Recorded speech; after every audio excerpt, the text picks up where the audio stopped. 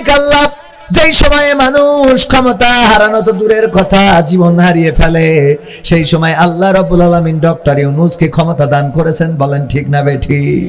যেই সময় মানুষ মারা যাওয়ার কথা, লাঠি ছাড়া চলতে না পারার কথা, সেই সময় এই মানুষটা শুধুমাত্র বাংলাদেশ নয় গোটা বিশ্বে বিচরণ করে। কূটনৈতিক সম্পর্ক এত উন্নয়ন করেছে যে এখন বাংলাদেশের ভাবমর্যাদা বেড়েছে না কমেছে? إن الحمد لله نحمده ونستعينه ونستغفره ونؤمن به ونتوكل عليه ونعوذ بالله من شرور أنفسنا ومن سيئات أعمالنا من يهده الله فلا مضل له ومن يضلله فلا هادي له ونشهد أن لا إله إلا الله ونشهد أن سيدنا محمدا عبده ورسوله الذي أرسله بالحق بشيرا ونذيرا وداعيا إلى الله بإذنه وسراجا منيرا فقد قال الله تعالى في كلامه المجيد والفرقانه الحميد সবাই পড়েন আউযু বিল্লাহি মিনাশ শাইতানির রাজিম বিসমিল্লাহির রাহমানির রাহিম ইয়া আইয়ুহাল্লাযীনা আমানু তাকুল্লাহ হাক্কা তুকাতিহি ওয়া লা তামুতুন্না ইল্লা وأنتم مسلمون وقال الله تعالى في شأن حبيبه إن الله وملائكته يصلون على النبي يا أيها الذين آمنوا صلوا عليه وسلموا تسليما اللهم صل على سيدنا مولانا محمد سيدنا مولانا محمد এসোহে রাসূল আবার ফিরে আমাদের মাঝে নতুন করে খুতবা দিতে কাবার মিনার পরে আল্লাহুম্মা সাল্লি আলা سيدنا مولانا محمد وعلى آله سيدنا নবীর নামে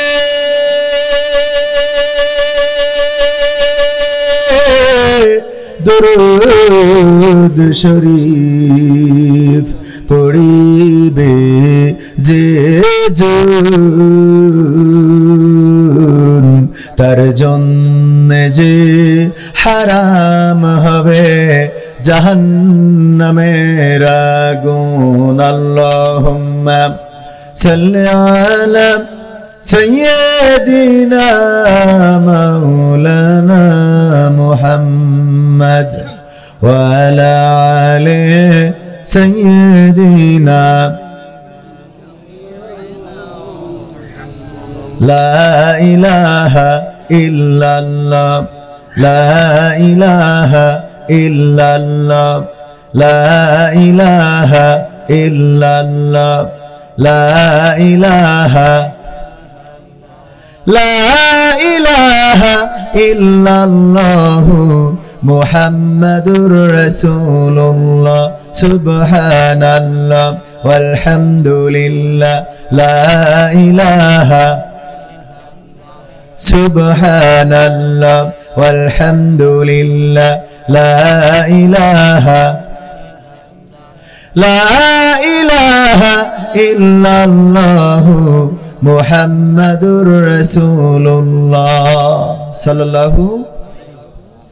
আমার যখন ফুরাবে দিন আসবে গহীন রাতি, আমার যখন ফুরাবে দিন আসবে গহীন রাতি, থেকো আল্লাহ জীবনে, থেকো আল্লাহ জীবনে হয়ে চির সাথী, আসবে গহীন রাতি।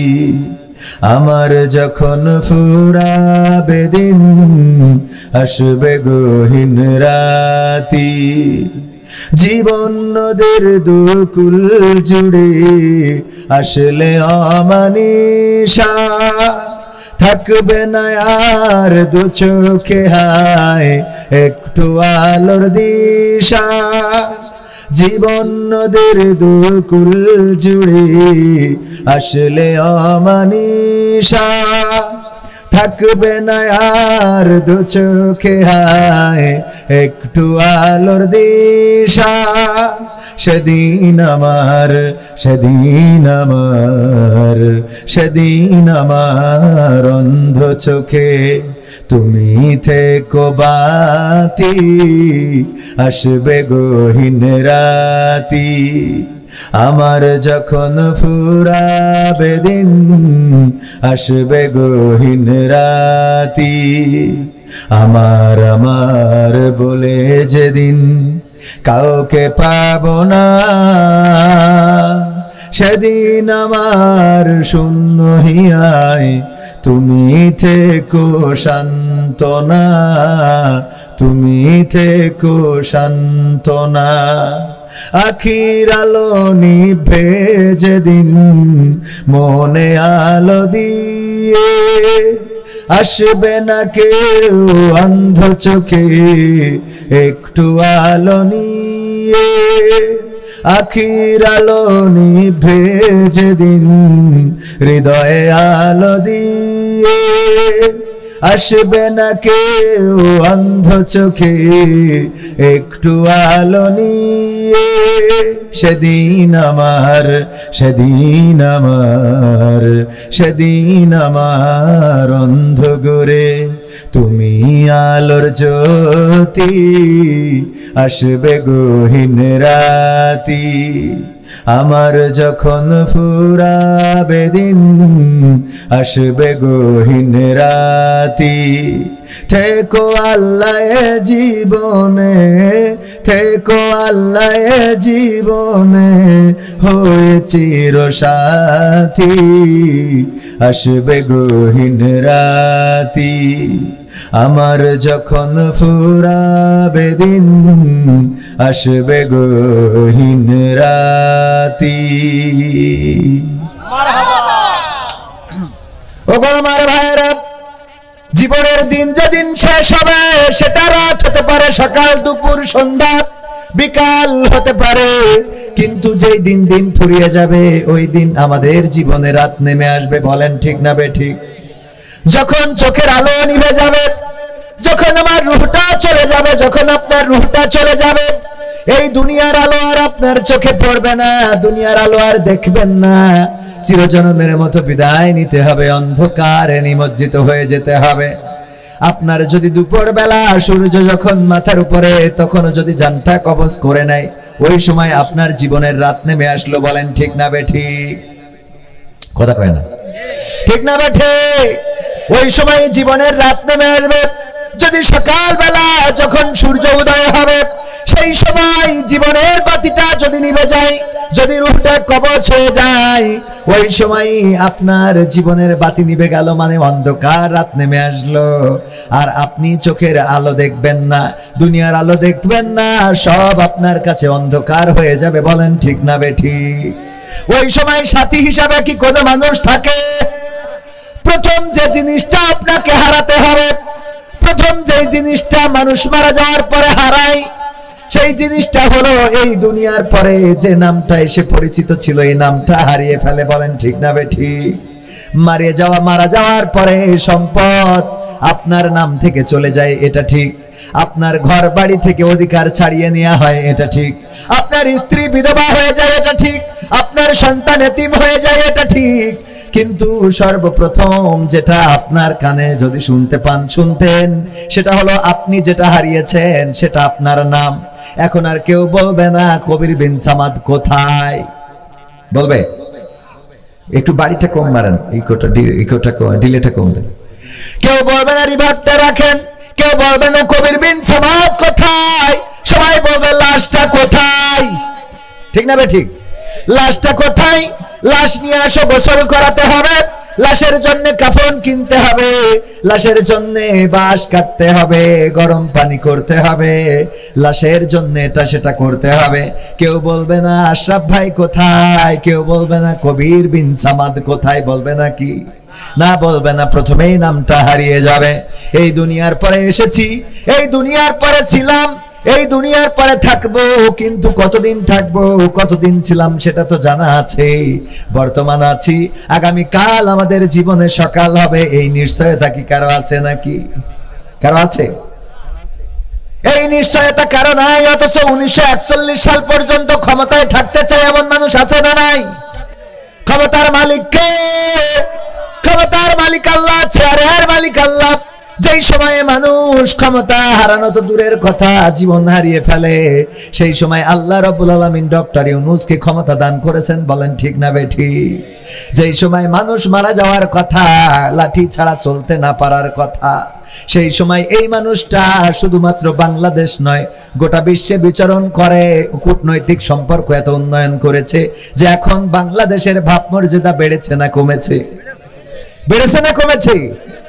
আগে মানুষ যে রাষ্ট্রপ্রধান ছিল তার মৃত্যু কামনা করতো, আল্লাহ তার মাউত দেওয়া করে মরে না কেন? এখন আজরাইল দেখে না কেন, চেনে না কেন, নেয় না কেন?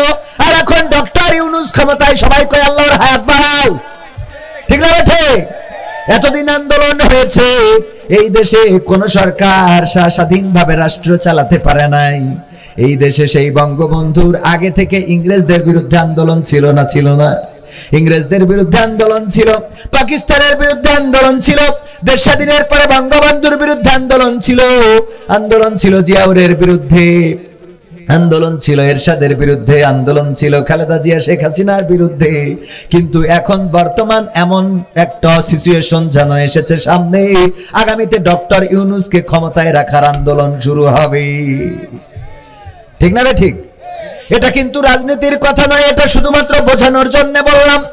আজকে আমাদের স্বরাষ্ট্র মন্ত্রণালয়ের যিনি দায়িত্বে রয়েছেন, স্বরাষ্ট্র উপদেষ্টা, তিনি কি করেছেন? তিনি যাওয়ার পরে দেখলেন লাল গালিচা সম্বর্ধনা, গালিচা রে উঠাইছেন। দেখেছেন কিনা? লাল গালিচা সম্বর্ধনা তিনি নাই, লাল গালিচা উঠাইছে এবং বলে দিয়েছে, বারবার করে বলি এইগুলো করা যাবে।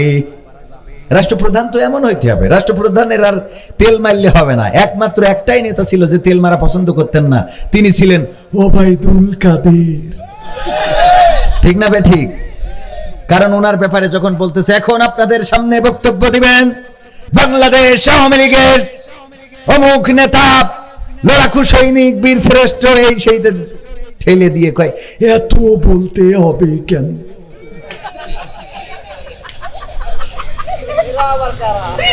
ঠিক না বেঠিক? এত কেন বলতে হবে, ওরা তো চেনে। এই একটাই ছিল, এই জন্য মানুষ ওরে বলতো ফাটা কেষ্ট। কি কেষ্ট? তাছাড়া বাকি সব তেলবাজ। এটাও একেবারে কম না, কিন্তু অন্তত মঞ্চে তো বলতো মাসুদ ভালো হয়ে যাও, তাও তো বলতো। এই একটাই ছিল যে মাসুদ রে ভালো বানাইতে চাইতো, আর বাকি তেলবাজ। সামনে এক কথা পিছনে এক কথা কয়, আমরা মুইতে দিলি বানের পানির মতো ভেসে যাবে, অথচ তারাই কনে গেলে এখন খুঁজে পাওয়া যায় না। ঠিক না বেঠে? ক্ষমতা চিরদিন থাকে না, জীবন চিরদিন থাকবে না। 41 সাল, 51 সাল, 71 সাল, 52 সাল, 72 সাল, কোন সালই জীবনে স্থায়ী নয়। ক্যালেন্ডারের পাতা উল্টায় একদিন মৃত্যুর দিন চলে আসবে। আল্লাহর নবী সাহাবীদেরকে ডেকে বললেন, ওগো সাহাবীরা শোনো, আজকে একটা ঘটনা বলি, তোমরা শুনবা আর আমার প্রশ্নের অ্যান্সার করবা, যেখানে বুঝবা না আমি বুঝিয়ে দেব। আল্লাহর নবী বললেন, কোন একজন পথিক, কোন একজন মুসাফির সফর করার পথ 1 মাসের, কয় মাসের? 1 মাসের রাস্তা পাড়ি দিবেন, খাবার নিয়েছেন সাথে মরুর পথ, পথের মধ্যে কোনো পানি নাই, খাবার নাই, 1 মাসের জন্য যতটুকু দরকার ততটুকু নিয়েছেন, কিন্তু দুর্ভাগ্য হলো এই পথিক 15 দিন যাওয়ার পরে তার খাবারগুলো শেষ হয়ে গেছে, পানি শেষ হয়ে গেছে, পিপাসার্ত মরুর পথ, মরুভূমিতে পিপাসায় কাটে, এই পথিক এখন কি করবে? আল্লাহর নবী সাল্লাল্লাহু আলাইহি সাল্লামের সাহাবীরা বললেন, ওগো নবী, এই লোকটির উচিত হবে ডানে বামে কোথাও পানি আছে কিনা খুঁজে দেখা, কারণ যেহেতু সে পিপাসার্ত এবং 15 দিনের মাথায় তার খাদ্য খাবার পানিও শেষ হয়ে গেছে, এখন যদি ফিরে আসতে হয় কতদিন লাগবে? কতদিন? আবার গন্তব্যে যেতে গেলেও কতদিন? 15 দিন লেগে যাবে। সুতরাং 15 দিন পানি ছাড়া বাঁচা সম্ভব নয়, পানি ছাড়া তো বাঁচতে পারবে না, পানির অপর নাম যেহেতু জীবন, সুতরাং আশেপাশে পানি খুঁজে দেখা দরকার। বিশ্বনবী বললেন, আমার সাহাবীরা, লোকটি তাই করলো, আশেপাশে পানি খুঁজতে লেগে গেল, একটা বনের মধ্যে পানি পেয়েও গেল, কিন্তু ওঠানোর কোনো ব্যবস্থা নাই, এখন কি করবে? সাহাবীরা বললেন, কোনোভাবে তার পানিটা উঠানো দরকার, কোনোভাবেই সেই পানি পান করা দরকার, যেহেতু পানির সন্ধান পেয়েছে, কোনো না কোনো হিকমত তার খাটানো দরকার। আল্লাহর নবী বললেন, হিকমত করে বন থেকে লতা ছিঁড়ে আনলো, তারপরে লতাটা গাছের ডালে বাঁধলো, বাঁধার পরে লতাটা পানির মধ্যে ঢুকিয়ে দিল এবং সেই লতা বেয়ে নামতে লাগলো। যখন কূপের মাঝ বরাবর পৌঁছে গেল, তখন দেখলো নিচে ওই পানিতে বিষধর সাপ ফনা ধরে রয়েছে, পানি পান করতে গেলে সাপ কামড় দিবে, এখন কি করবে? আল্লাহর নবী সাল্লাল্লাহু আলাইহি সাল্লামের সাহাবীরা বললেন, ওগো নবী, এই লোকটির উচিত হবে এখন উঠে চলে আসা, কারণ যেহেতু পানি পান করতে গেলে সাপের কামড় খেতে হবে, সুতরাং এক জীবন বাঁচাতে যে যদি জীবনটা মৃত্যুর কারণ হয়, তার থেকে ভালো অন্তত এখন উপরে উঠে নিজের আত্মরক্ষা করা। আল্লাহর নবী সাল্লাল্লাহু আলাইহি সাল্লাম বললেন, লোকটা তাই করলো, উপরে উঠার জন্য চিন্তা করলো এবং লতাটা বেয়ে উপরে উঠবে, যখন উপরের দিকে তাকালো, তখন দেখলো জঙ্গল থেকে কোনো একটা বাঘ এসে ওই কূপের মুখে দাঁড়িয়ে গিয়েছে, এখন যদি উপরে ওঠে তাইলে বাঘে এই লোকটারে খেয়ে ফেলবে। ওগো আমার সাহাবীরা, বলো এখন লোকটি কি করবে? আল্লাহর নবীর সাহাবীরা বললেন, লোকটির উচিত হবে এখন চুপচাপ বসে থাকা, লতাটা শক্ত করে ধরে থাকা, যতক্ষণ পর্যন্ত না সাপ পানির নিচে চলে যায় অথবা বাঘটা আবার জঙ্গলের অভ্যন্তরে চলে যায়, ততক্ষণ পর্যন্ত এই লোকটার উচিত হবে ওই লতাটা শক্ত করে আঁকড়ে ধরে বসে থাকা। আল্লাহর নবী সাল্লাল্লাহু আলাইহি সাল্লাম বললেন, লোকটা তাই করলো, শক্ত করে বসে থাকতে চাইলো, লতাটা ধরে শক্ত করে বসে আছে। হঠাৎ করে চিন্তা করলো, বাঘ চলে গেছে কিনা, একটু উপরের দিকে তাকিয়ে দেখি। যখন উপরের দিকে তাকালো, তাকিয়ে দেখলো যে ডালটা গাছের সাথে বাঁধা ছিল, বন থেকে জঙ্গল থেকে দুইটা ইঁদুর এসে ওই লতাটা কুটকুট করে কেটে দেয়। ওই লতাটা যখন কালো ইঁদুরটা কাটে তখন সাদা ইঁদুরটা বসে থাকে, আর সাদা ইঁদুরটা যখন কাটে তখন কালো ইঁদুরটা বসে থাকে। ওগো আমার সাহাবীরা, বলো এই লোকটির এখন চিন্তা কি হবে? এই লোকটি এখন কি চিন্তা করবে? আল্লাহর নবীর সাহাবীরা বললেন, ওগো বিশ্ব নবী, এখন এই লোকটির চিন্তা হবে ওই লতাটা আঁকড়ে ধরে বসে থাকা। যখন ওই ইঁদুরগুলোর লতা কাটতে যতক্ষণ সময় বাকি আছে, এই লোকটার মৃত্যু হতে হতে ততটুকু সময় বাকি। ঠিক না বেঠিক? ওই লোকটির চিন্তা হবে লতাটা কাটতে যতটুকু সময় লাগে, কারণ গাছের কূপ থেকে উঠার তোর কোনো ব্যবস্থা হবে না এবং সাপ তো আছেই। আল্লাহর নবী বললেন, এখন কি চিন্তা করবে? সাহাবীরা বললেন, যেহেতু লতাটা কেটে দেয় কুটকুট করে, তার মানে ওই লতাটা কাটতে বাকি আছে যতক্ষণ, এই লোকটার বেঁচে থাকার সময়টাও ততক্ষণ। আল্লাহর নবী বললেন, ওগো সাহাবীরা, এবার শোনো, আমি এটা তোমাদের কাছে একটা উপমা পেশ করলাম, আমি একটা উদাহরণ দিলাম, আমি তোমাদের এটা শোনাই, যেটা বোঝাতে চেয়েছি সেটা বুঝে নাও। এই পৃথিবীতে যত মানুষ এসেছে, প্রতিটা মানুষ এক একজন পথিক, এবং এমন একটা সময় রয়েছে যেই সময়টা সে জানে না যে আর কতদিন সামনে বাকি আছে। তার মানে এমন একটা পরিস্থিতির মধ্যে রয়েছে যেন তার পিছনেও 15 দিন চলে গেল, সামনেও বাকি আছে কয়দিন? 15 দিন। এমন হইতে পারে যে একদম যখনই আছে মাঝ বরাবর বেঁচে থাকা হইতেও পারে, আবার শেষ হয়ে যেতে পারে। প্রতিটা মানুষ পথিক, সে তার গন্তব্য জানে না। এই দুনিয়ার মধ্যে এই পথিক, আমি যে কূপটার কথা বলেছি এই কূপটা হলো এই দুনিয়া, এই পৃথিবী। আমি যে সাপের কথা বললাম ওই সাপটা হলো কবর, গোরস্থান। মানুষের কবরে তো যেতেই হবে। আমি যে বাঘের কথা বললাম সেটা আজরাইল পথ চেয়ে আছে। আর আমি যে লতার কথা বললাম এই লতাটা হলো হায়াত। যার হায়াতটা যতটুকু মোটা, যার হায়াতটা যত বেশি তার লতাটা তত মোটা। যার হায়াতটা যত বেশি তার লতাটা তত মোটা, আর যার হায়াত যত কম তার লতাটা তত চিকন। আমি যে ইঁদুরের কথা বললাম, দুইটা ইঁদুর, একটা কালো এবং একটা সাদা, দিন এবং রাত কুটকুট করে কাটার কথা বললাম। বুঝতে কি পেরেছো আমার সাহাবীরা? সেটা হলো প্রতিদিন রাত চলে যায়, দিন আসে, দিন চলে যায়, রাত আসে। তোমার হায়াত নামের লতাটা কুটকুট কুটকুট করে কেটে দেয়। রাত যখন আসে দিন বসে থাকে, দিন যখন আসে রাত বসে থাকে। আমি এটা দিয়ে তোমাদের বোঝাইতে চাইলাম দুনিয়ার জীবনটা কতটুকু এবার বোঝে নাও। যেই কোনো সময়, যেই কোনো মুহূর্তে এই পৃথিবী ছেড়ে চলে যেতে হবে। তোমার লতাটা কতটুকু বাকি আছে তুমি জানো না। ইঁদুরটা কেটে দেয়, দিন রাত এসে কেটে দেয়। এই দিন ফুরাইলেই কবর দেশের বাসিন্দা হয়ে যেতে হবে, বলেন ঠিক কিনা? রঙ্গরসের দিন ছিল আমার একদিন, 12 ঘন্টা বেলায় আমার সন্ধ্যা হইল। পাখি উড়ে যাওয়ার বুঝি সময় হলো, পাখি উড়ে যাওয়ার বুঝি সময় হলো। রঙ্গরসের দিন ছিল আমার একদিন, রঙ্গরসের দিন ছিল আমার একদিন, 12 ঘন্টা বেলায় আমার সন্ধ্যা হইল। পাখি উড়ে যাওয়ার বুঝি সময় হলো, পাখি উড়ে যাওয়ার বুঝি সময় হলো। শরীরে চামড়া ছিল টান, মিষ্টি সুরে গাইতাম গান, গলার আওয়াজ আমার কত দূরে যাইতো।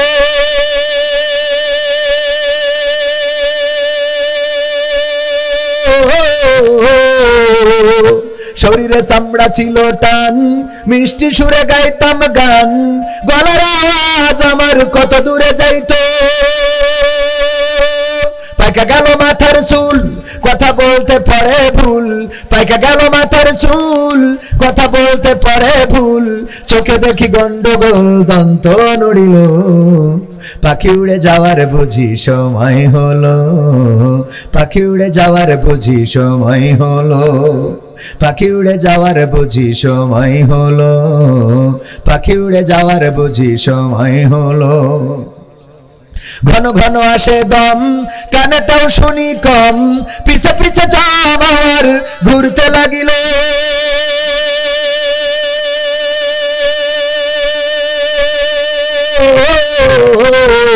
ঘন ঘন আসে দম, কানেতে শুনি কম, পিছে পিছে জম আমার ঘুরতে লাগিল।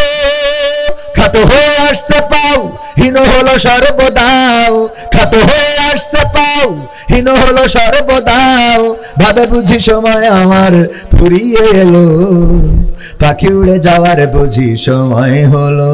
হায়, পাখি উড়ে যাওয়ার বুঝি সময় হলো, পাখি উড়ে যাওয়ার বুঝি সময় হলো, পাখি উড়ে যাওয়ার বুঝি সময় হলো। এত সুন্দর পরিপাটি খাসায় আমার ছিল খাটি, দিনে দিনে খাসায় আমার জং ধরিল।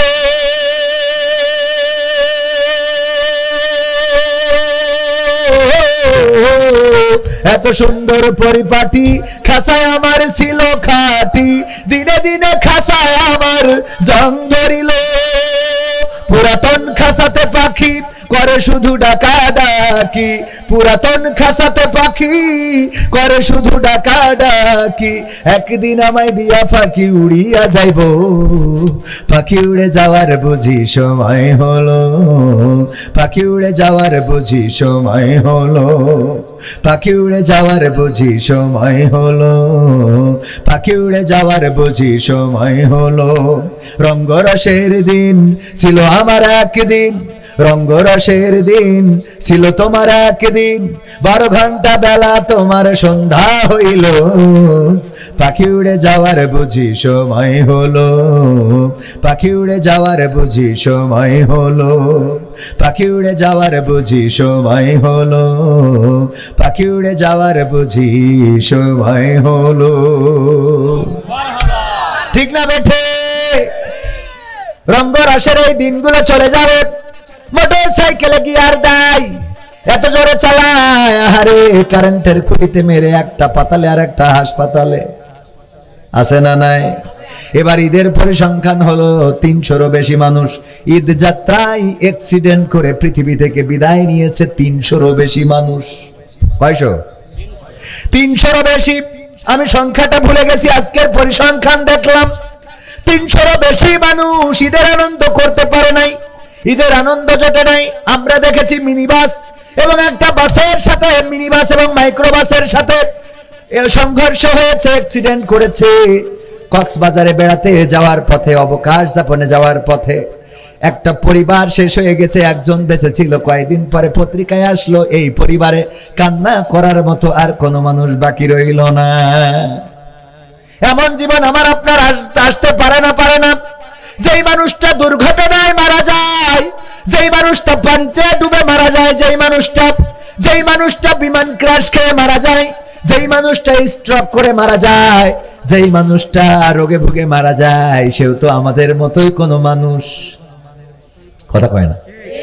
সেও আমার আপনার মতো কোনো মানুষ, যে কিছুক্ষণ আগে মোটরসাইকেলে গিয়ার দিচ্ছিল, বাড়ি থেকে বের হয়েছিল, সুস্থ সবল মানুষটা। দেখা যায় হায়াতটা যদি ফুরিয়ে যায়, নসিবটা যদি ফেভারে না থাকে, জীবনটা চলে যায়। যেই বাইকটা চালাচ্ছিল ওই বাইকটাও পিকআপে, লাশটাও পিকআপে। এমন ঘটনা ঘটে না? আমার বাবার জীবনেও এমন ঘটেছে। জীবনের শেষ দিনটা মাহফিল করেছেন জানুয়ারি মাসের 4 তারিখ, মাহফিল করেছেন ঝিনেদার কালীগঞ্জ পেতুলিয়া নামক একটা গ্রামে। সেখানে একটা হাদিস শুনিয়েছিলেন, আমি ওখানকার মানুষের কাছে শুনেছি। আমার আব্বা ওখানকার শ্রোতাদের বলেছিলেন, আল্লাহর নবী একদিন নামাজ পড়লেন, তারপরে মুখটা সাহাবীদের দিকে করে দিলেন। প্রায় বিশ্ব নবী সাল্লাল্লাহু আলাইহি সাল্লাম নামাজ শেষ করে সাহাবীদের দিকে মুখটা করে দিতেন, তারপরে সাহাবীদের খোঁজ খবর নিতেন। কেমন আছে, খেয়েছে না খায় নাই, কি অবস্থায় আছে, পরিবারে শান্তি আছে না নাই। আর আমাদের দেশের ইমাম সাহেব আল্লাহর ওলি, একেবারে ঘড়ি ধরে মসজিদে ঢোকে আর মোনাজাত করেই উনার দায়িত্ব শেষ। ঠিক না বেঠে? মসজিদগুলোতে মুসাল্লিদের কিছু শেখানো হয় না। ইমাম সাহেব আছে, বেশি বললে আবার রেগে যেতে পারে। আমার আব্দুল্লাহ সিদ্দিকী ভাই মসজিদের ইমাম, আমার ইমরান হুসাইন হুজাইফি ভাই আমার সাথে এসেছে, উনিও মসজিদের ইমাম। দুইজনই দুই মসজিদের ইমাম ও খতিব সাথে এসেছেন। উনি আমাদের উস্তাদ, আমার উস্তাদ। উনারা দুইজনই, উনারা আলেমে দিন, আমি তো আলেম নই। আমি মামুনুল হক সাহেবের মতো বলি, আমলের কথা আমি বলতে পারবো না। আমার দিয়ে আমলের কথা হবে না, কারণ আমার আমলের অবস্থা খুবই খারাপ। আমলের অবস্থা কি? নিজের আমলের অবস্থা খুবই খারাপ। তাহাজ্জুদের নামাজ কেমন পড়ি আল্লাহ জানে, আপনাদের বলে লাভ নাই। জামাতে নামাজ কতটা পড়ি আল্লাহ জানেন, বলে লাভ নাই। আমার মধ্যে ত্রুটি আছে না নাই? আমি প্রায় বলি, যদি আমার অপরাধগুলো আপনাদের সামনে প্রকাশ করে দেয়া হতো, তাইলে এখানে অন্তত আপনারা আমার এই স্টেজে বসে কথা বলতে দিতেন। আমার মা যদি জানতো, মা বলতো, বেরিয়ে যা, আমার বাড়ি থেকে বেরিয়ে যা। এমন একটা সন্তান আমি পেটে ধারণ করেছি, এটা ভাবতেও কষ্ট হয়। দূর হ, তোর আমি ভাত রান্না করে খাওয়াবো না, তোর আমি আর ভাত বেড়ে খাওয়াবো না। আমার বাবা যদি জানতেন, আমার বাড়ি থেকে তেজ্য পুত্র করে বের করে দিতেন। যদি আমার স্ত্রী জানতেন, আমার স্ত্রী আমার সাথে এক খাটে ঘুমাতেন না। বলতেন, এমন একজন মানুষ, আহারে কারে ফেরেশতার মতো মনে করেছিলাম। বাসর রাতে বলেছিলাম, তুমি আমার জীবনে এসেছো, আমার ভাগ্যটা পরিবর্তন হয়ে গেছে।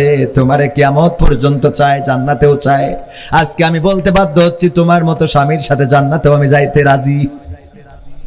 এরকম অপরাধ আছে না নাই?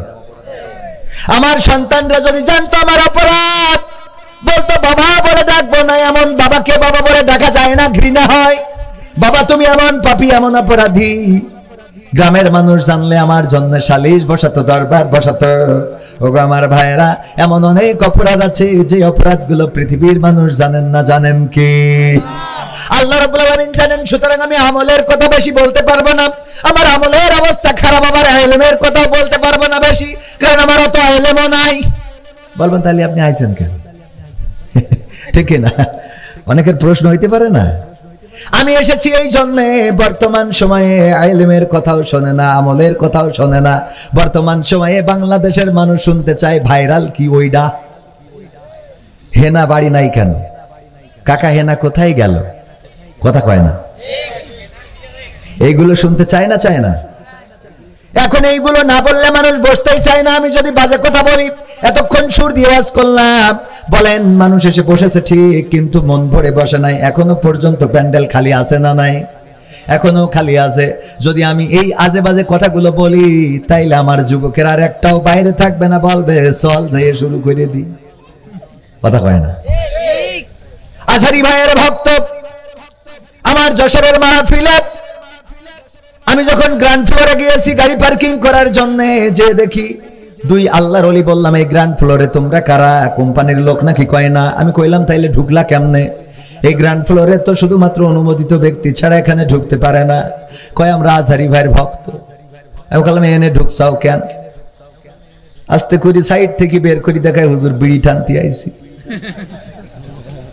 মুখে বলে নাই, খালি দেখাইছে, মানে বুঝে নিতে হুজুর বিড়ি টানতে আইছি। কইলাম এনে বিড়ি টানতে আইছো কা? পরিবেশ পায় না, উপরে মানুষ আর লোক, লোক আর মানুষ, পরিবেশ নাই। গ্রাউন্ড ফ্লোরে এখানে আসলাম বিড়ি টানতে।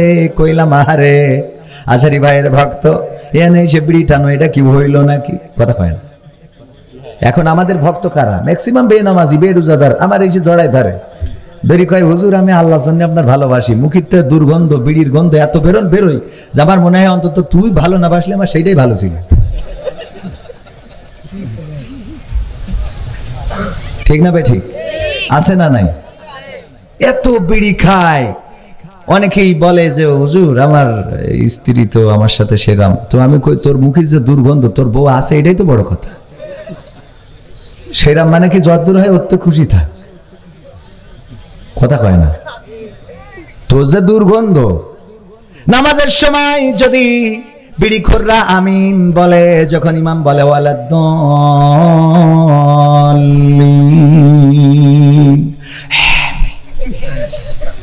যে মসজিদে জোরে, সেই মসজিদে তো আরো বেকায়দা অবস্থা। আমিন যখন বলে, দুর্গন্ধ এত বের হয়, ফেরেশতা খাতা কলম থুয়ে চলে যায়। যা আপাতত আমি গেলাম, তুই নামাজ শেষ কর, তারপরে এসে লিখবা না। ঠিক না? ঠিক।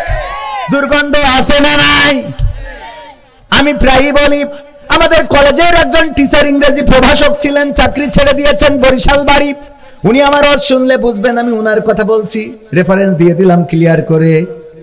আমার বলতেছে কবির ভাই একটা কথা বলি, আপনার ওয়াজে কাজে লাগতে পারে কি?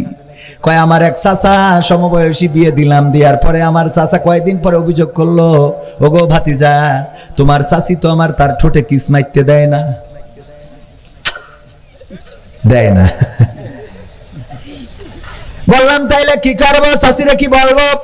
কয় একটু বলা দরকার, কি এমন অপরাধ করলাম যে সব হয় কিন্তু কি চাই না?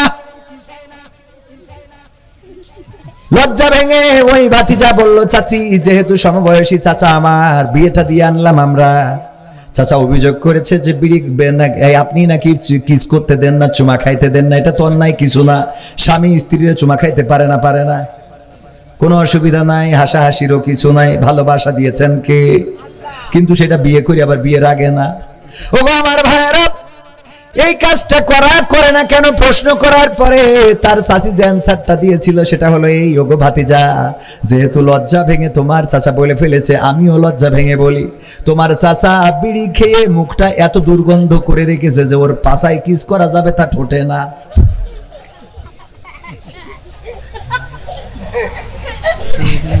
সত্যি বলছি না মিথ্যা? মন খারাপ লাগছে কেন? দুইটা মারেন নাকি? ওগো আমার ভাইয়েরা, না ওনারা খান না, খাওয়ার দরকারও নাই। বিড়ি পান করা যাবে না, ধূমপান করা যাবে না, এইগুলো করে মুখের দুর্গন্ধ করেন। এই মুখের দুর্গন্ধ নিয়ে যদি মারা যান, ফেরেশতারা বলবে মান রব্বুকা, রব্বি আল্লাহ যদি বলেন কবে তোর দুর্গন্ধের জ্বালায় বাকিগুলো বলা লাগবে না, তোরা ডাইরেক্ট এগিয়ে দিলাম অন্য জায়গায় যা। যদিও এটা হাদিসের কথা না, কোরআনের কথা না, এগুলোর বাস্তবতাও নেই, কিন্তু কিছু কমন সেন্স দিয়ে একটু চিন্তা করা দরকার। যখন কেউ এসে বলে, আমার মাদ্রাসা যখন করলাম ভর্তি করার সময় অনেকে এসে বলে কি যে হুজুর জানেনই তো আমাদের সংসারের অবস্থা তো ভালো না, তো বাচ্চাটা আমি শখ করেছি যে মাদ্রাসায় পড়াবো যেন মানুষের মতো মানুষ হয়, তো বেতন হুজুর একটু কম দিবানে। তো আমি কই আপনার ওই যখন মুখ থেকে দুর্গন্ধ বেরোয় বোঝা যায় না বিড়িখোরের সাথে কথা বললে, আমি কই আপনি খালি ধূমপান করাটা ছেড়ে দিয়ে যে টাকা বাঁচবে ওইটা আপনার মেয়ের পিছনে দেবেন, আর কিছু দেওয়া লাগবে না। কারণ ওর মেয়ের যে মাসিক বেতন, ওর বাচ্চার যে মাসিক বেতন, ছেলের যে মাসিক বেতন, তার থেকে ও বিড়ি খেয়ে নষ্ট করে বেশি। ঠিক না ঠিক? শুধুমাত্র ধূমপানটা ছাড়লেই মেয়ের বেতন হয়ে যাবে, বাচ্চার বেতন হয়ে যাবে। আলোচনায় আসি ভাইয়েরা আমার। আমার আব্বা যে ওয়াজটা করেছিলেন সেটা শোনাচ্ছিলাম, জীবনের শেষ রাতটার যে ওয়াজ ছিল। ওখানকার শ্রোতারা বললেন, আপনার বাবা গতকালকে আমাদের ওয়াজ শুনিয়েছে। ওগো মানুষেরা শুনে নাও, ওগো আমার শ্রোতা মণ্ডলী শুনে নাও। বিশ্ব নবী ঘুরলেন, তারপরে সাহাবীদের জিজ্ঞাসা করলেন, ওগো সাহাবীরা, খোঁজ খবর তো প্রায় নিতেন। জিজ্ঞাসা করলেন, সাহাবীরা তোমরা মৃত্যুকে কে কোন ভাবে চিন্তা করো? একজন সাহাবী বললেন, ওগো বিশ্ব নবী, আমি চিন্তা করি আজকে ফজরের নামাজ আদায় করেছি, আগামী কালকে ফজরের নামাজ আমার কপালে আর জুটতে নাও পারে। আল্লাহ নবী বললেন, তুমি তো দুনিয়াদার, দুনিয়ার পরে তোমার অনেক মায়া, অনেক মহব্বত, তোমার চিন্তাটা অনেক লম্বা।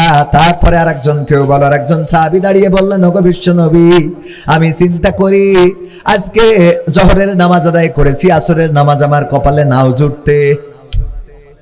আর একজন সাহাবী বললেন, ওগো বিশ্ব নবী, আমি চিন্তা করি আজকে মাগরিবের নামাজ আদায় করেছি, ফরজ নামাজ আদায় করা হয়ে গেছে, কিন্তু দুই রাকাত সুন্নাত নামাজ আমার আদায় করা নাও হতে পারে। আল্লাহর নবী সাল্লাল্লাহু আলাইহি সাল্লাম বললেন, তুমিও দুনিয়াদার, আগে যারা বলেছো সবাই দুনিয়াদার। ওগো সাহাবীরা, এমন চিন্তা কেন করো না?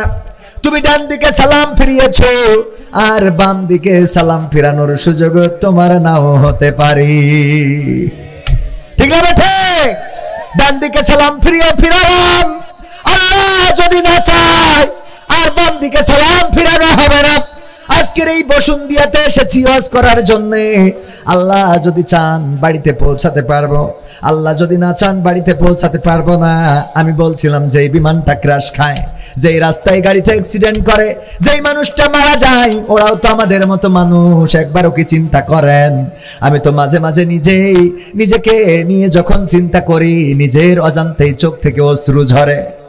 যখন চিন্তা করি, আহারে প্রতিদিন তো বাড়িতে ফিরি, দুইটা কলিজার টুকরা সন্তান প্রতিদিন পথ চেয়ে থাকে, বাবা কিছু না কিছু আনবে। আমার সফর সঙ্গী যারা তারা জানেন, আমার দুইটা কলিজার টুকরার জন্য প্রতিদিন রাতে কিছু না কিছু কিনে নিয়ে যায়। দোকান যত দূরেই থাক না কেন কিছু না কিছু নিয়ে যায়, এই জন্য যে প্রতিটা সকাল তাদের হয় আমার বাবা রাত্রে কিছু না কিছু নিয়ে এসেছে। কিন্তু এমন একটা সকাল হবে যেই দিন বাবা ফিরবে, কিন্তু তাদের জন্য কিছু কেনা হবে। কথা কয় না? যেই দিন বাবা ফিরবে, কিন্তু ওই খোকাদের জন্য আর কিছু কেনা হবে না।